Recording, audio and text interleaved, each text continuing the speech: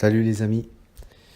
Bon, eh ben écoutez, je vous retrouve pour une vidéo qui va pas forcément être très joyeuse, puisqu'on va analyser ensemble la défaite de l'Olympique de Marseille ce soir face à la Lazio de Rome, 3-1. Le match vient juste de se terminer. Honnêtement, je vais être honnête avec vous, franchement, je regrettais. Je n'ai pas été au match ce soir, j'ai assisté à cette rencontre devant ma télévision et je regrettais beaucoup de ne pas avoir été assez rapide, assez prévoyant pour prendre mes places à temps pour aller voir ce match. Bon, ben finalement, autant vous dire que ce soir, je regrette plus grand-chose, tant le match des Olympiens a été indigne. Indigne à tout point de vue, indigne d'une équipe qui a été finaliste de cette compétition l'année passée. Compétition d'ailleurs, je pense que là, vous serez tous d'accord avec moi, qu'on risque fort de quitter prématurément. Et quand je dis ça, je pense notamment à certains joueurs qui vont, à mon avis, beaucoup cirer le banc dans la deuxième partie de saison. Voilà, donc c'est vrai que sans Coupe d'Europe, parce qu'il y a fort à parier qu'avec 2 défaites à domicile en 2 matchs et des déplacements à Rome et à Francfort, voilà, autant vous dire que ça va s'annoncer pas impossible, mais presque quand même. Et de toute façon, quand on voit le niveau absolument terrifiant de l'équipe ce soir, je veux dire, on n'a rien à faire en Coupe d'Europe en affichant un tel comportement, de telles lacunes techniques et tactiques. Donc voilà, après, on va reparler un petit peu, enfin je vais vous reparler de mon impression et sur le comportement des joueurs et le comportement aussi de Garcia, parce que je pense qu'il y a beaucoup de choses à dire sur l'approche de ce match qui a été mené par le staff et par Rudy Garcia en particulier, mais de toute façon, voilà, quand on voit ce genre de match-là, on peut se dire qu'effectivement, voilà, l'OM n'a pas sa place en Coupe d'Europe cette année. Donc, je pense que ce qui nous arrive là, ça a vraiment, c'est causé par un certain nombre de facteurs. Et moi, honnêtement, j'en veux un petit peu à tout le monde ce soir. J'en veux aux joueurs, mais je vais en reparler. J'en veux à Rudy Garcia, je vais en reparler. Mais j'en veux aussi un petit peu aussi aux supporters, parce que finalement, les supporters qui ont été voir ce match, ben, honnêtement, les gars, si c'est pour aller, alors moi je suis pas là pour donner des leçons, mais franchement, si c'est pour aller à partir de la 60e minute, commencer à dire des paris, voilà, alors qu'on est en train de perdre 2-0 et qu'en plus on est en train de se faire marcher dessus, voilà, je trouve cette attitude franchement pas terrible, dans le sens où franchement on n'a absolument pas à fanfaronner quoi. Quand on voit le match de l'équipe ce soir, ben franchement les gars, c'était pas le PSG en face, on n'était pas à dimanche, on était en Ligue Europa, et franchement je trouve que vous n'avez pas aidé l'équipe. Voilà, vous n'avez pas aidé l'équipe, et honnêtement je trouve le comportement, on va dire, un petit peu des supporters assez déplorable sur ce match. Et je ne parle même pas des diverses échauffourées qu'il y a eu avant le match, déjà dès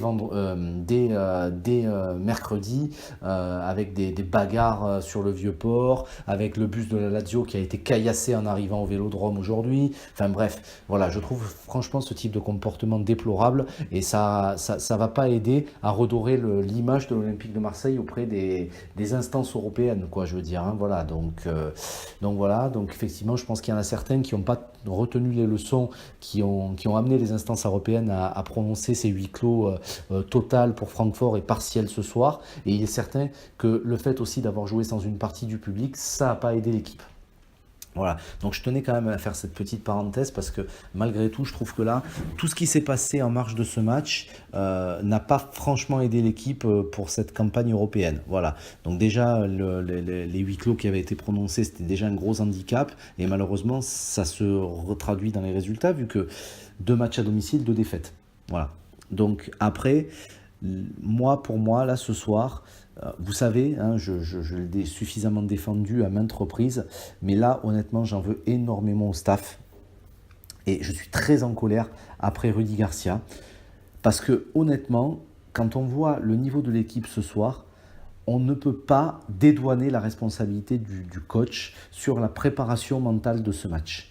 Alors, préparation tactique également, mais j'y reviendrai après. Mais déjà, dans un premier temps, la préparation mentale. Je veux dire, ça fait plusieurs fois que je le dis, dans plusieurs vidéos, si vous n'avez pas le mental pour faire face à un adversaire qui, lui, l'a, vous ne pouvez pas gagner. Même si vous êtes supérieur techniquement, même si vous avez la meilleure tactique, quoi qu'il en soit. Mais le mental, c'est l'essence même du sport en général, pas que du football. Donc si vous êtes défaillant dans l'impact, si vous êtes défaillant dans l'agressivité et dans les duels, dans le repli défensif, vous ne pouvez pas gagner le match. Et ce soir, je suis désolé, mais j'ai vu des joueurs marcher, j'ai vu des joueurs être très peu en mouvement, demander très peu de solutions. Et honnêtement, j'ai vu des joueurs avoir un comportement de sénateur ce soir. J'y reviendrai, mais le match, même s'il a marqué un très beau coup franc, mais le match de Payet, qui est quand même notre capitaine ce soir, c'est totalement inacceptable, c'est même scandaleux. Le match de Sanson, le match de Strootman, même parfois un petit peu de Rami, que j'ai trouvé un petit peu parfois un peu limite aussi. Mandanda, bon bref, voilà. Donc moi j'ai trouvé vraiment le mental de l'équipe défaillant, et je suis désolé, mais si le mental de l'équipe est défaillant, c'est aussi parce que le coach n'a pas fait ce qu'il fallait pour préparer cette équipe correctement, quoi. Et déjà, moi j'avais des craintes, alors c'est facile à dire après, hein, mais j'avais d'ores et déjà des craintes dès la conférence de presse d'avant-match, où vous avez Garcia qui répond à un journaliste qui lui avait posé la question sur la confrontation face au Paris Saint-Germain, et Garcia lui répond « Ah mais je ne sais pas ce qui se passe dimanche ». Mais putain Rudy, arrête de nous prendre pour des imbéciles. Justement, si tu dis ça, en fin de compte, t'envoies encore un plus mauvais message que si tu es honnête. Parce que le fait que tu te sentes obligé de mentir, parce que tu sais très bien ce qui va se passer dimanche, il ne faut pas se voiler la face, donc le fait que tu te sentes obligé de mentir, ça veut dire que justement tu y penses déjà au match de Paris. Et le fait d'y penser, t'envoies le mauvais message aux joueurs qui consiste en fait à dire les gars, surtout, il ne faut pas penser au match du PSG. Mais le fait de dire ça, justement, ça leur fait y penser davantage encore. Donc voilà, donc le fait de nier qu'il y avait un match du PSG, au-delà du dimanche, au-delà du fait que ce soit stupide, en plus, tu n'envoies pas le bon message à tes joueurs parce que finalement, tu leur dis attention, attention, finalement, le gros match de la semaine, ça va être le PSG. Et du coup, forcément, les joueurs derrière, la Lazio, ils vont te prendre ça par-dessus la jambe. Et honnêtement, c'est pas du tout une approche qui a lieu d'être, d'autant plus quand tu as besoin absolument de gagner le match. Et le résultat, on l'a vu ce soir. Donc déjà, moi je trouve que l'approche mentale de la part de Garcia de ce match et sa préparation mentale de ses joueurs était complètement aberrante. Et en plus, au niveau de l'approche tactique, ok, moi je veux bien qu'il retente le 4-3-3. On sait tous que c'est son schéma préférentiel et que l'année dernière, le 4-2-3-1 avait été mis en place par défaut. Là, il le tente parce qu'il a Strootman dans l'équipe et parce que Sanson est quand même plutôt bon sur cette période-là. Sauf que le problème du 4-3-3, c'est que ça oblige Payet à jouer sur le côté. Et le problème de Payet, c'est que dès qu'il joue sur le côté, ça le fait chier. Et du coup, il fait des matchs de merde. Voilà, donc ça, c'est la première chose. Et en plus, Simone Inzaghi, l'entraîneur de la Lazio, a vraiment, lui, mis la mise en place tactique, le schéma tactique idéal pour contrer un 4-3-3. C'est-à-dire qu'il a vu il savait la façon de jouer de l'équipe marseillaise. Il savait que dans un 4-3-3, Payet avait tendance à revenir dans l'axe. Et du coup, le problème, c'est que lui, en fait, il a mis en place un système pour bloquer complètement les montées de nos latéraux, de nos défenseurs latéraux, que ce soit Sarr à droite, Sakai à droite ou Amavi à gauche. Et du coup, on a été totalement inoffensif sur les côtés parce que finalement, nos latéraux n'avaient absolument aucune possibilité d'apporter du danger. Et en plus, les milieux qui étaient censés être excentrés, que ce soit Ocampos et encore plus Payet, avaient tendance à revenir dans l'axe, ce qui laissait des boulevards en fait au milieu excentré de la Lazio. Et finalement, on a été totalement mangé sur les côtés. Et comme le système de Simone Inzaghi permettait à 3 joueurs au milieu de terrain de rester dans l'axe, et bien finalement, dès que nos milieux de terrain avaient le ballon, il y avait systématiquement un joueur pour faire le pressing. Voilà, donc effectivement, on a été totalement inexistant sur les côtés. On a été très très bien pressé au milieu de terrain et également très gêné par le mouvement des deux attaquants, que ce soit Caicedo ou Immobile, qui parvenaient finalement à se détacher du pressing de nos défenseurs. Et donc du coup, effectivement, ça faisait une espèce de gloubi-boulga tactique et que Garcia n'a jamais su faire évoluer pour trouver une parade finalement. Donc finalement, l'équipe marseillaise a été globalement inoffensive pratiquement tout le match, puisque c'est quand même la Lazio qui a eu les meilleures occasions en attaque placée. surtout en première mi-temps, mais également en contre. Et d'ailleurs, les 2 derniers buts sont venus sur des contres. Et honnêtement, il n'y avait pas de surprise, quoi. Quand on voyait la maîtrise collective de la Lazio pendant la première mi-temps, je veux dire, le score d'1-0 à la mi-temps, il ne faut quand même pas se voiler la face. Il est flatteur pour nous. Je veux dire, sans un bon Steve Mandanda et sans, on va dire, une maladresse un petit peu des attaquants de la Lazio, mais c'est pas 1-0 qu'on devait perdre à la mi-temps, c'était 4. Voilà. Donc honnêtement, là, que ce soit dans l'approche mentale ou que ce soit dans l'approche tactique, pas avant le match, mais plutôt pendant le match, parce qu'il n'a pas su faire évoluer son schéma, je veux dire, Rudy Garcia et son staff ont absolument tout raté dans ce match. Donc, ils ont quand même une très grosse responsabilité de ce fiasco. Parce que pour moi, effectivement, cette campagne européenne, au-delà de tout ce que j'ai pu dire, ça se résume à, pour l'instant, un gigantesque fiasco. Et encore une fois, je peux tout à fait me tromper. Peut-être qu'on va, on va dire, revenir de l'enfer et parvenir à aller savoir, à s'imposer à Rome, à s'imposer à Francfort et pour finalement se qualifier. Mais honnêtement, ce genre de cas de figure, quand on voit un petit peu le visage affiché par l'équipe ce soir, il faut être sacrément confiant pour y croire quand même, hein.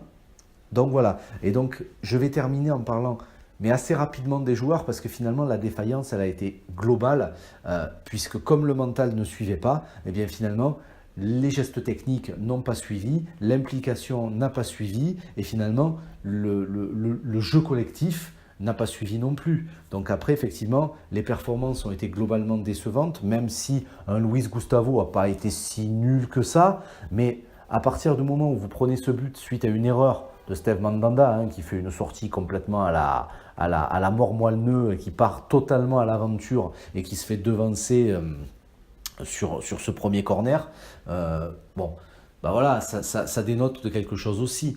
La défense centrale, Camara, Rami, bah, ils ont fait un match somme toute correct. Je les ai pas vus faire de grossières erreurs, même si encore une fois dans les contrôles simples, parfois c'était pas évident. Et ils étaient très bien pressés par le duo Caicedo Immobile. Et du coup, bah, forcément au niveau de la relance, ça a eu un impact aussi. Mais en même temps, vu le peu de solutions qui étaient proposées par le milieu de terrain marseillais, il était évident que les premières relances étaient très compliquées. Combien de fois j'ai vu Camara, par exemple, qui lui est quand même plutôt bon à la relance en général, bah, balancer des ballons n'importe où parce qu'il n'avait aucune solution et le ballon on le perdait quasiment systématiquement. Il était récupéré par le milieu de la Lazio de Rome. Donc voilà, donc au niveau de la défense centrale, bon ben voilà, hein, encore une fois, c'est tout juste correct. Ils ont pas fait de grossières erreurs. On va dire que les buts, bon ben voilà, ils sont pas forcément de leur fait, mais ils n'ont rien fait pour empêcher la débâcle. On va dire ça comme ça. Le match de nos latéraux a été absolument catastrophique. J'ai pas trouvé à ma vie si nul que ça. Il a essayé d'apporter un petit peu offensivement. Défensivement, il a été, on va dire, au charbon. Voilà. Après, les problèmes d'Amavi, on les connaît. On sait que c'est un joueur qui a tendance à péter un câble de temps en temps. On sait que c'est un joueur qui a tendance à pas être forcément présent au marquage. Après, bon, on va dire que 2 buts sont venus de son côté, mais en même temps, il n'est pas forcément responsable direct sur les 2 buts, même si au duel, parfois, je l'ai trouvé défaillant. Mais par contre, effectivement, je suis beaucoup plus déçu du match de Sakai. Non seulement Sakai n'a pas été bon, effectivement, dans ce qui fait sa force d'habitude, c'est-à-dire finalement l'agressivité, le fait de jamais rien lâcher, d'aller au charbon, de se battre. Il a été défaillant dans son duel avec son adversaire direct. Il a quasiment jamais passé en 1 contre 1 et surtout offensivement, eh bien, corrigez-moi si je me trompe, mais est-ce que vous avez vu Sakai réussir un centre dans ce match? Je veux dire, c'est quand même terrifiant. Je veux dire, la plupart des centres qui ont été tentés, que ce soit par nos latéraux, mais je pourrais dire la même chose pour Ocampos ou pour Payet, c'était à chaque fois 3e, 4e poteau, ou alors c'était des ballons, comme on dit à Marseille, des tirs de vieille, quoi. Donc voilà, donc pour moi, Sakai et Amavi ont vraiment été très en dessous de ce qu'ils sont capables de faire. Et je suis particulièrement déçu du match de Sakai.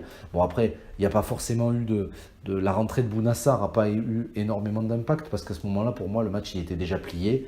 Certes, Payet marque son coup franc, mais voilà, il n'y a pas forcément lieu. Enfin, c'était très compliqué pour Sarr de faire des différences parce que la Lazio gérait son truc, quoi, hein. Elle gérait son match, elle maîtrisait le jeu. Donc voilà, voilà, il n'y a rien à dire de particulier sur Sakai.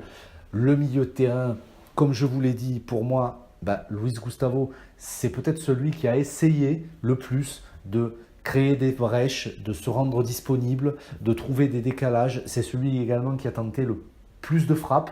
Les frappes de Luis Gustavo, même si elles n'ont pas été dangereuses, eh ben, elles avaient au moins le mérite d'être cadrées, de forcer le gardien adverse à s'employer. Donc du coup, pour moi, Luis Gustavo, il a récupéré pas mal de ballons, hein, Luis Gustavo, dans les pieds des adversaires romains quand même. Donc du coup, je trouve que Luis Gustavo, malgré tout, il a été pas trop mal. Strootman, pour moi, a été totalement défaillant. Moi, c'est dans ce genre de match que j'attends Strootman. Après, à sa décharge, je ne suis pas sûr qu'il ait bien compris son positionnement au milieu de terrain. Et donc là, encore une fois, ça rejoint un petit peu ce que je disais sur Strootman lorsqu'on a pris 3-0 à Lille. C'est-à-dire qu'il était censé être le plus défensif des milieux de terrain. Mais finalement, en fin de compte, moi, je l'ai vu se projeter souvent offensivement. Et du coup, le fait de se projeter souvent offensivement, comme il était censé jouer plus en retrait que Sanson et que Gustavo, à chaque contre, il y avait un trou béant au milieu de terrain. Donc du coup, le positionnement Strootman me pose question et son implication dans ce match, le fait qu'il soit capable de rater des petits contrôles, des passes simples, me fait dire que Strootman a totalement raté son match. Et alors, que dire du match de Morgan Sanson? Mais que dire du match de Morgan Sanson qui a été catastrophique? Je ne suis pas convaincu que Sanson ait réussi un contrôle ou une passe dans ce match, quoi. Voilà, le nombre de ballons que Sanson a perdu, le nombre de contrôles à 2 mètres, le nombre de passes simples, mais vraiment simples, qu'il a raté. Ah, mais moi, Sanson, il m'a exaspéré ce soir. Donc voilà, donc pour moi, Morgan Sanson a totalement raté son match. Et honnêtement, les 3 de devant, mais je pense que je vais faire un package parce que autant une fois, j'avais parlé de Calamity Thauvin, mais là, bon, Thauvin n'était pas sur la feuille de match, malheureusement, mais là, c'est même pas Calamity Payet, c'est catastrophique Dimitri Payet, quoi. C'est cataclysmique Payet ce soir. Payet qui, encore une fois, ne voulait pas jouer sur un côté. Je veux dire, ça fait déjà 2 matchs qu'on le voit. À Nice, on va dire, il a fait le minimum syndical, mais là, il a eu une attitude qui est absolument scandaleuse, d'autant plus pour le capitaine de l'équipe. Je veux dire, de la même manière, un manque de justesse technique, mais qui est inacceptable pour un joueur de son niveau. Et je veux dire, le fait qu'il mette ce coup franc à 3 minutes de la fin, là, ça ne change pas son match catastrophique, quoi, cataclysmique. Dans l'implication, il a été inexistant. Dans le positionnement, il a été totalement défaillant, parce que finalement, il était toujours dans l'axe et jamais sur le côté. Donc, évidemment, ça n'a pas beaucoup aidé ni Amavi, ni Sakai, puisque de temps en temps, il permutait avec Ocampos. Donc, ça n'a pas aidé son latéral. Et en plus de ça, je veux dire, son niveau d'investissement, mais il était totalement défaillant, quoi. Donc, je veux dire, on ne peut pas, quand on est capitaine de l'OM, d'autant plus sur un match où vraiment on avait besoin de remporter des points et de gagner, on ne peut pas se comporter comme ça. C'est scandaleux le comportement de Dimitri Payet ce soir. Donc moi, Dimitri, tu sais que je t'adore, mais ce soir, franchement, tu mérites vraiment d'être cloué au pilori, quoi. C'est scandaleux un match comme ça. Donc tu as intérêt, Dimitri, à sortir un très gros match contre le PSG. Parce que ça, franchement, c'est impardonnable le match que tu fais ce soir. Voilà, c'est absolument impardonnable. Ocampos, il a tenté d'apporter sa grinta habituelle. Parfois, ça a fonctionné, parce qu'Ocampos, mine de rien, je trouve, après peut-être que je peux me tromper, j'ai pas vu les statistiques, je réagis à chaud, mais j'ai pas eu l'impression qu'Ocampos avait fait tant de mauvais choix que ça. Le problème, c'est que sur ses chevauchés, il n'était jamais soutenu, quoi. Et donc du coup, il n'avait jamais une solution. Et dans ce sens-là, moi j'en veux aussi énormément, et pourtant Dieu sait que souvent je le défends, j'en veux aussi énormément à Mitroglou, parce que là pour le coup ce soir, Mitroglou, alors certes, il n'avait pas une partie facile, et il a livré parfois un beau duel avec Acerbi. Mais honnêtement, Mitroglou, c'est trop insuffisant ce soir. En termes de mouvement, de disponibilité, c'est beaucoup trop insuffisant. Alors oui, certes, Mitroglou a une faculté de garder les ballons devant que n'avait pas Valère Germain. Et d'ailleurs, la rentrée de Valère Germain, honnêtement, il a servi à rien. Il a servi à rien, Valère. Déjà, premièrement, le match était joué. Et en plus, je veux dire, Valère, il a fait du Valère. C'est-à-dire qu'en gros, il était partout, sauf devant, quoi. On l'a vu revenir en défense, limite venir chercher des ballons. Mais moi, encore une fois, quand on est un attaquant, on doit être devant. Hein. Voilà. En premier lieu, on doit être devant. Et Valère, son entrée, elle a été transparente, quoi, inutile, et il a servi absolument à rien. Mais bon, on va pas accabler Valère ce soir, de toute façon le match était joué et c'était déjà trop tard. Mais Costas, ce soir, tu t'es pas montré assez disponible, mon petit. Tu t'es pas montré assez disponible et pour le coup, tu as été quasiment intouchable. Alors, j'entends que c'était pas évident parce que forcément, étant donné qu'il n'y avait jamais un joueur à moins de 10 mètres de toi ou de 15 mètres, c'était compliqué d'avoir des ballons. Mais même, je veux dire, quand tu regardes le match d'Immobilier en face, mais Immobilier, il était aux quatre coins du terrain et malgré tout, quand il fallait être devant, il était devant. Alors après, je ne veux pas trop faire de comparaison entre les deux parce que le schéma de la Lazio qui était en 3-5-2 permettait finalement, même si Immobilier décrochait, de toujours avoir Caicedo devant et qui malgré tout ça permettait d'avoir une présence. Dans un schéma comme celui de la Lazio, Valère Germain par exemple serait très utile. Mais dans un schéma comme ce soir, on a besoin d'avoir un peu plus d'impact physique devant. Et toi, Mitroglou, tu es censé nous l'amener cet impact physique. Donc là honnêtement, moi, encore une fois, je fais un package, les trois de devant, ça a été un match absolument scandaleux. Et encore une fois, je mets un petit peu plus encore haut Dimitri Payet, parce que Dimitri Payet, c'est notre capitaine, c'était ce soir notre leader technique, en tout cas ça aurait dû l'être, et honnêtement le match qu'il a fait ce soir, c'est un match absolument impardonnable, et honnêtement, franchement Dimitri, tu as intérêt à te reprendre très très vite dès le match contre le PSG, parce que là ce que tu as fait ce soir, c'est absolument abominable. Voilà. Voilà ce que je pouvais dire pour ce match, les gars. Alors, vous me direz ce que vous en pensez. Vous me direz si vous êtes d'accord avec cette analyse. Encore une fois, c'est une analyse à chaud. Hein, donc, j'ai pas revu les statistiques. J'ai pas revu le match à tête reposée. Donc, peut-être qu'effectivement, certaines de mes analyses et de mes interprétations sont peut-être parfois un petit peu faussées. Mais voilà, globalement, le résultat, voilà, malheureusement, risque fort de mettre un point final à notre campagne européenne cette saison. Et du coup, ça va mettre énormément de pression sur les épaules de l'équipe parce que du coup, maintenant, la troisième place sera l'objectif qui est l'objectif avoué de la direction pour cette saison. Eh ben, elle revêt encore plus d'importance qu'au début de saison, quoi. Parce que là, vraiment, il va nous rester quasiment que ce biais-là pour accéder à la Ligue des Champions. Et en plus, je veux dire, au vu du fiasco qui est en train de s'annoncer là sur la scène européenne, je veux dire, la tolérance des supporters, et moi le premier, elle va être beaucoup moins grande, hein, forcément. Parce qu'au vu de ce qu'on voit là en ce moment en Coupe d'Europe, forcément, on va s'attendre à ce qu'il y ait des réactions en championnat. Et du coup, qui dit réaction, dit vraiment des matchs beaucoup plus aboutis. Parce que franchement, si on continue à avoir des matchs comme ça, je peux vous dire que les supporters, ça va commencer à très très vite gueuler, hein. Déjà là, il a commencé à avoir quelques sifflets, mais encore une fois, ce soir, moi je pense que ce contexte était un petit peu particulier et j'ai dit ce que je pensais de l'environnement général de ce match.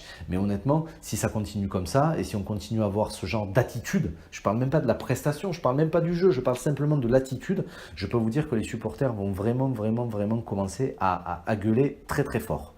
Voilà, donc je terminerai cette vidéo sous forme, on va dire, d'avertissement solennel à finalement l'ensemble des équipes du club, même si encore une fois, moi je suis personne et je ne fais que donner mon avis, mais effectivement, je pense qu'un match comme celui-là doit vraiment mettre la puce à l'oreille à Rudy Garcia pour faire évoluer vraiment son message, parce que là, le message, ça ne va pas du tout, et également à Jacques-Henri Hérault pour peut-être également intervenir aussi et dire au staff, à l'équipe, les gars, vous vous rendez compte un peu des investissements qu'on a mis sur vous, vous n'avez pas le droit de faire des matchs comme ça, quoi. Donc voilà, donc j'espère quand même que ce match-là va peut-être servir de déclic pour faire prendre conscience à l'équipe et à certains joueurs en particulier que là, il va vraiment falloir qu'ils se réveillent et qu'ils se remettent dans le bain. Voilà. Donc du coup, écoutez, je referai probablement une vidéo après le match du PSG en espérant qu'il y ait une réaction d'orgueil déjà et également dans le jeu.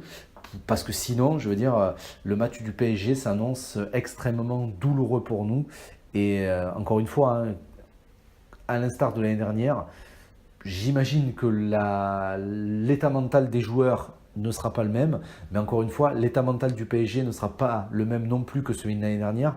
Pourquoi ? Parce que le PSG a fait match nul contre Naples et donc du coup, ils auront aussi à cœur, eux, de réagir. Donc honnêtement, ce match contre Paris me fait très peur, j'y serai, mais ça me fait très peur parce que justement l'attitude des joueurs ce soir me fait dire que finalement l'état d'esprit qui était le nôtre l'année dernière qu'on peut retrouver par séquence, ben, il n'est pas encore vraiment revenu et j'ai bien peur que ça nous fasse défaut contre le PSG. J'espère me tromper, mais ce soir, honnêtement, quand on voit le match de Marseille ce soir, on ne peut qu'être inquiet pour la suite des événements. Donc j'espère vraiment, vraiment, vraiment qu'il y aura que ce match va faire effet de piqûre de rappel pour l'ensemble des têtes pensantes du club, que ce soit le coach, que ce soit le président, que ce soit Zubizarreta et également les joueurs. Mais voilà, si les joueurs ne sont pas capables de se secouer par eux-mêmes, j'espère vraiment et je souhaite vivement que le coach, le président et le directeur sportif prennent le relais pour leur secouer un peu le cocotier et leur permettre de se réveiller. Voilà les gars, bon bah écoutez, sur ce, je vais aller me coucher. Je pense que j'aurai un peu de mal à m'endormir parce que la déception elle est quand même là hein, malgré tout, vraiment présente. Et voilà, après, bon bah écoutez, ça reste que du foot. On espère que dimanche ça se passera pas trop mal. Et puis écoutez, de toute façon, on aura l'occasion d'en reparler pour, j'espère, débriefer un bon match, un match abouti de l'Olympique de Marseille. Allez, je vous remercie de m'avoir écouté et à très bientôt. Salut!